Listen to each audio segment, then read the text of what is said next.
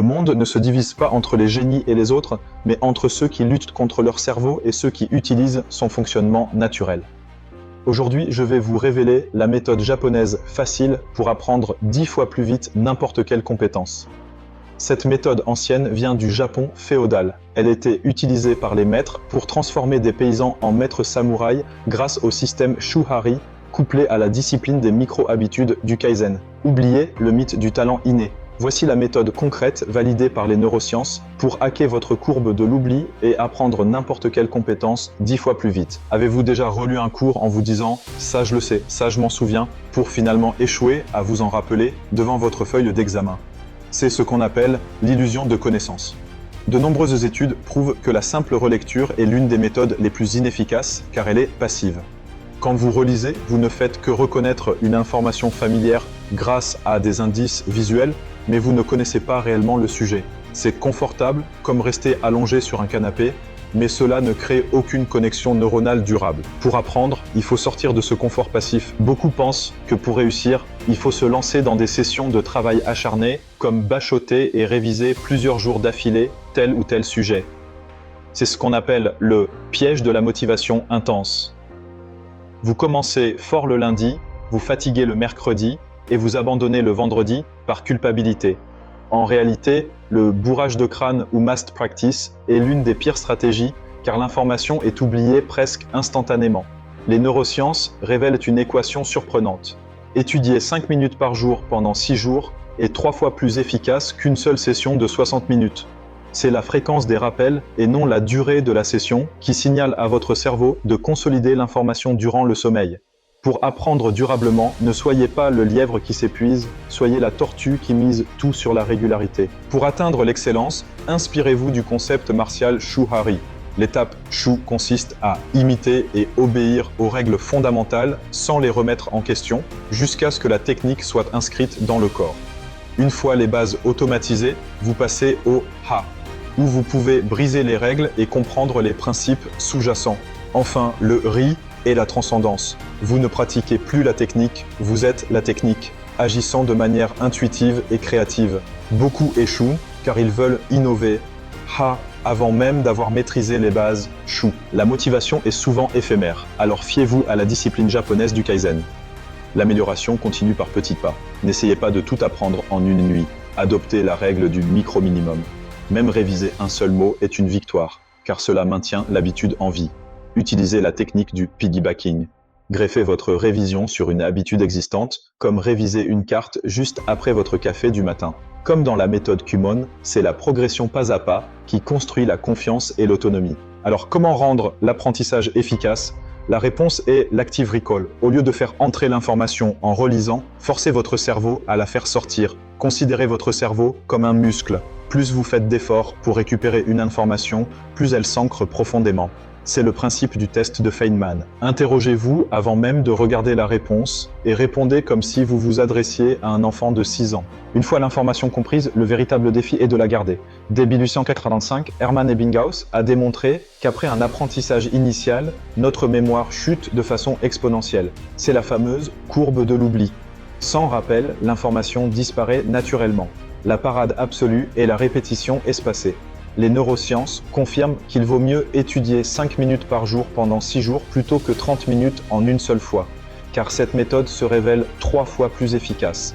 Le secret réside dans l'espacement progressif.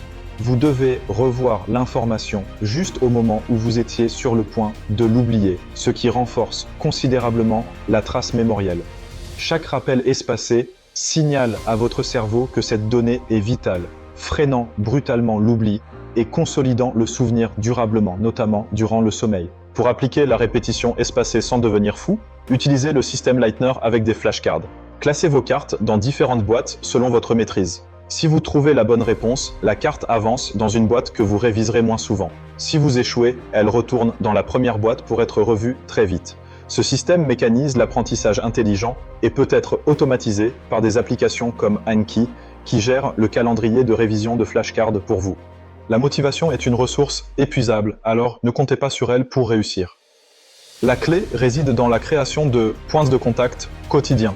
Au lieu de chercher désespérément une heure de temps libre, saupoudrez l'apprentissage dans les interstices de votre journée pour multiplier les micro-expositions. Pour y parvenir sans effort, utilisez la technique du piggybacking ou empilement d'habitudes. Greffez une courte session de révision sur une habitude déjà ancrée, comme réviser 3 concepts juste après votre café du matin ou écouter un cours durant votre trajet. C'est l'essence de la philosophie japonaise du Kaizen. Progresser par petits pas de 1% pour contourner la résistance psychologique et créer des automatismes durables.